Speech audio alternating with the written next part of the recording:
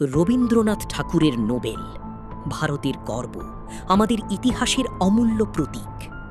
কিন্তু ২০০৪ সালের এক রাতে শান্তিনিকেতন থেকে সেটাই হঠাৎ উধাও।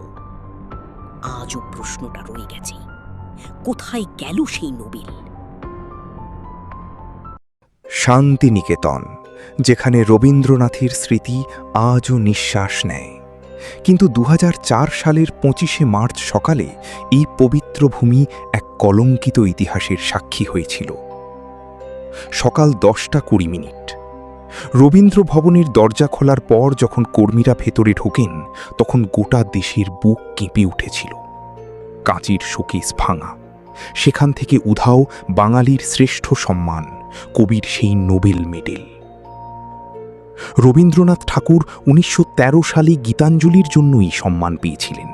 সেটি শুধু এক টুকরো সোনা ছিল না, সেটি ছিল আমাদের আত্মপরিচয়। কিন্তু সেই অমূল্য রত্নটি হঠাৎই ধুলোর মতো মিলিয়ে গেল। তদন্তে দেখা গেল এক মর্মান্তিক গাফিলতি।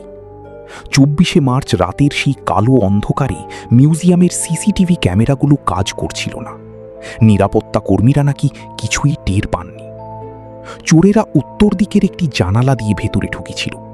তারা শুধু নোবেল মেডেল নয়, সাথে নিয়ে গিয়েছিল কবির সোনার পকেট ঘড়ি, সমীন্দ্রনাথের ব্যবহৃত আংটি এবং মোট ৪৩টি অমূল্য সামগ্রী।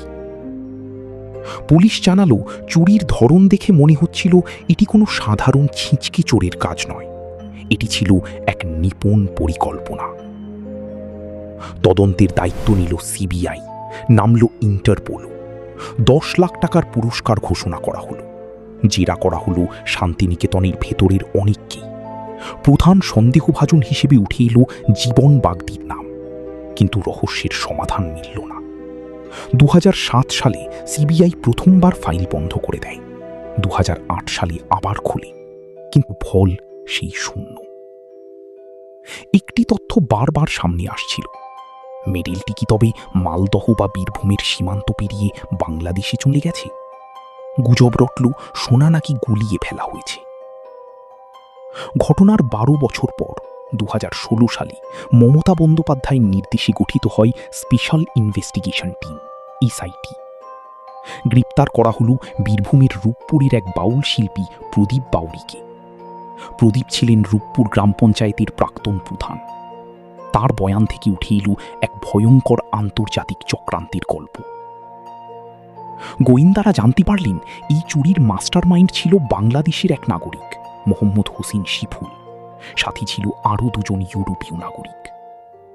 প্রদীপ বাউরি নাকি তাদের আশ্রয় দিয়েছিলেন এবং পালাতে সাহায্য করেছিলেন। গোয়েন্দারা শিফুলের খোঁজে বাংলাদেশেও যোগাযোগ করলেন, কিন্তু আসল সত্যটা আজও সীমান্তের ওপারেই ঢাকা পড়ে আছে। আজ শান্তিনিকেতনে যে মেডেলটি আমরা দেখি, সেটি সেই আসল পদক নয়, ২০০৫ সালে সুইডেন থেকে পাঠানো দুটি রেপ্লিকার একটি।